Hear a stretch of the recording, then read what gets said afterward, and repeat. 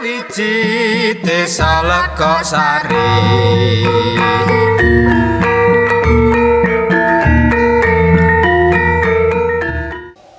Legok-Sari adalah desa di Kecamatan Togomulyo, Kabupaten Temanggung, Jawa Tengah. Desa yang terletak di ketinggian 1062 meter dari permukaan laut ini terdiri dari 2 dusun, yaitu Dusun Lamuk Gunung dan Dusun Lamuk Legok.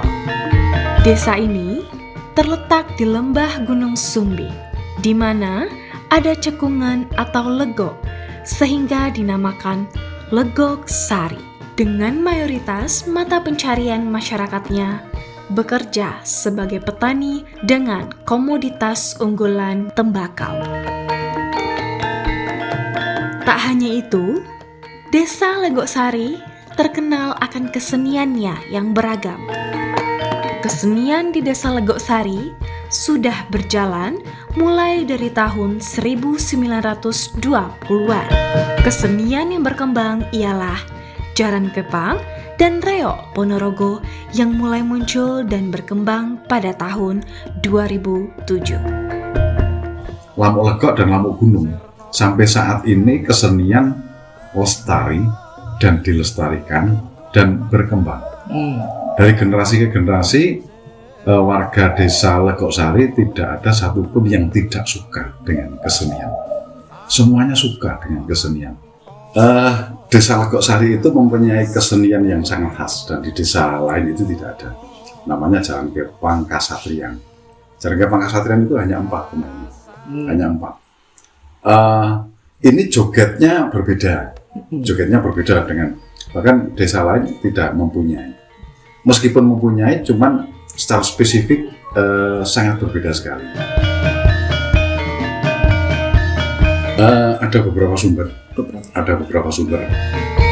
Saya menduga di Temanggung itu ada yang dinamakan Prasasti Tapak Jaran, Tapal Kuda. Itu di Desa Merpati.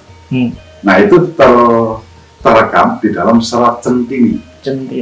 Terekam di dalam serat Centini. Ketika Syekh Cebulan mendatangi yang namanya Desa Mergowati yang ada tapak jaran itu, kemudian beliau bertanya, kenapa di sini banyak kuda-kuda? Nah, kuda-kuda itu ternyata adalah kuda-kuda piara. Kuda-kuda yang ternaknya di Mergowati itu kuda-kuda yang nantinya diseleksi digunakan oleh kerajaan. Saya menduga bahwa pada waktu itu ketika kasta sudra, orang-orang biasa, ketika melihat para petinggi, ksatria, pejabat kerajaan pada waktu yang menaiki kuda, kemudian ini terekam oleh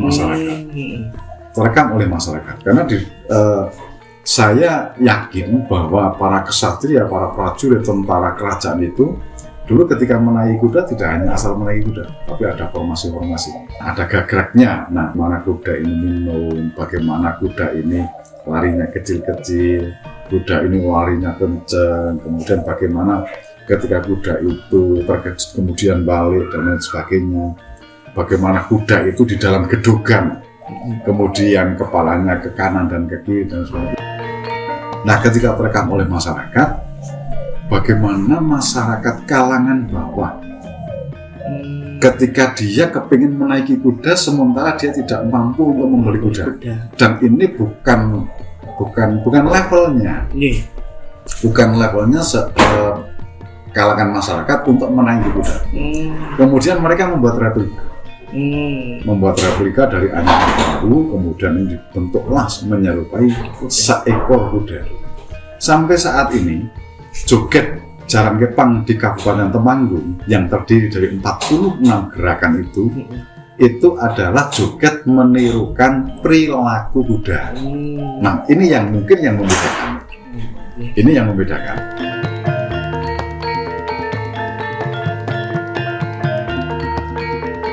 Ini menurut saya. Jadi kepingin melestarikan dan mengembangkan sesuatu yang ketika itu masih aktif, hanya monoton saja.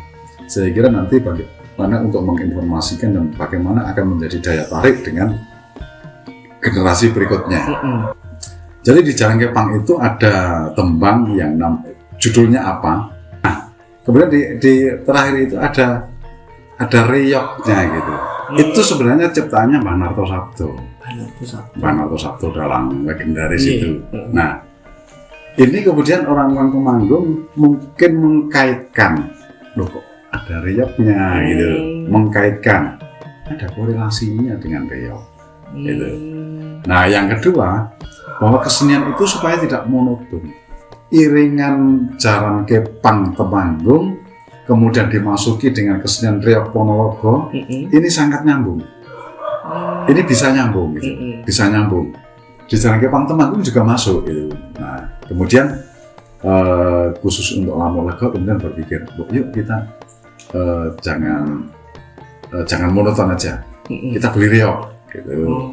Kita beli reog. Nah, ternyata Jalan Kepang dan reog itu kalau memang itu dibuat ada semacam kayak sinopsis dan lain sebagainya, itu sangat masuk sekali menggambarkan cerita dari Kediri.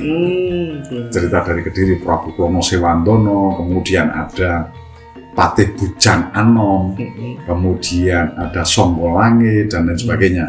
Nah, ini masuk karena Prabu Krono Sewandono ini kan memerintahkan dengan pasukan berkuda itu untuk melamar itu gitu. Nah, maksudnya kalau di Ponorogo itu penunggang kudanya kan cewek-cewek. Yang ditonjolkan adalah penampilan reog, kemudian atraksi dari Bujang Anom gitu. Ini yang menurut saya menjadi hasanah kekayaan. Ketika cerita reog Ponorogo ada Bujang Anom, kemudian ada Dewi Songko Langit dengan gerakan pasukan berkuda ala Jawa Timur, ala Ponorogo seperti itu gerak tarinya. Kalau ngaterken sarwoloko kasu nyatanipun pilih yang usahakan tasing rutin pasti tahun apa pilih sama? Saya ini adalah penerus generasi yang ke-7 kalau nggak salah. Jadi dari nenek saya, bapak saya dulu sudah ada kuda lumping. Maksud saya itu kan dulu nggak ada persaingan nggak sebetulnya. Tapi saya kepingin kuda lumping ini ditonjolkan. Jadi saya bikin gerakan atau tarian yang agak aneh gitu. Jadi dari Pidakok sendiri belum ada itu, joget saya bikin sendiri juga.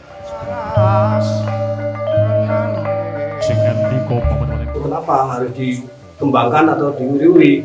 Istilahnya itu kan harus, istilahnya udah wajib atau harus dilakukan tiap 1 tahun sekali di bulan besar itu.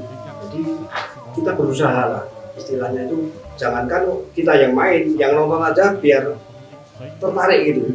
Ada perubahan, ada macam-macam gerakan atau joget yang diubah, yang dibikin biar penontonnya itu tertarik dari segi tarinya, dari kostumnya gitu, iringan atau wiyogo.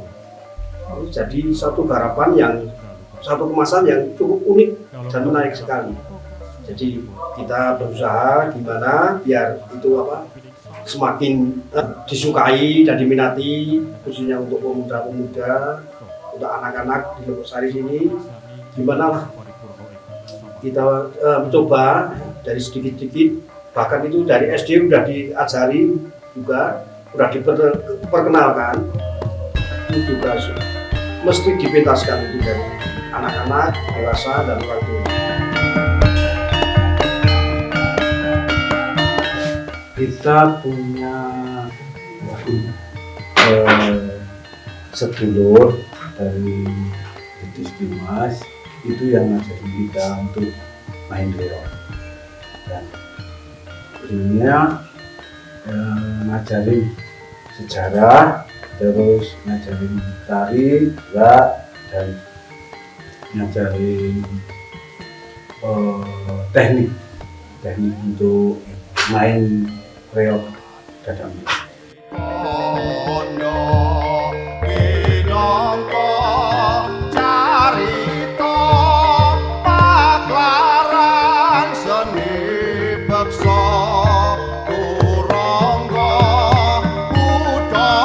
Kesenian di sini itu bukan hanya hiburan, Mas. Itu ada nilai-nilai yang sangat sakral, Mas. Masalahnya di sini itu kalau nyadran kali niku nyadang kali nggih padha karo nyadang desa Mas. Nah niku mesti enten sesembahan Mas teng kali niku. Nah niku mesti diiringi sama kesenian itu. Jadi di sini karena kesenian itu bukan hanya hiburan. Untuk mencegah pergaulan yang negatif itu mungkin tidak, ya mungkin ya pasti dalam kesenian itu menjadi hal-hal yang positif. Nilai kesenian desa yang mungkin tidak ada yang membayar, kita mau apa-apa iuran sendiri, mereka tergugah semangatnya. Mungkin kalau di sana atau di bidang lembah atau di kota-kota mungkinkah ada seperti di desa kita?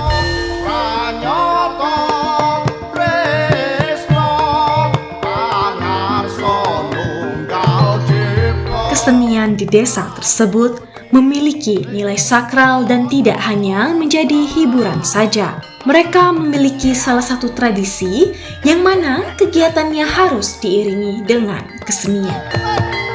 Lewat biaya mandiri yang mereka kumpulkan dalam bentuk iuran dan modal semangat dari masyarakat setempat, mereka tetap bisa menyelenggarakan sebuah pertunjukan kesenian dengan senang hati tanpa mengharapkan bayaran sedikit pun.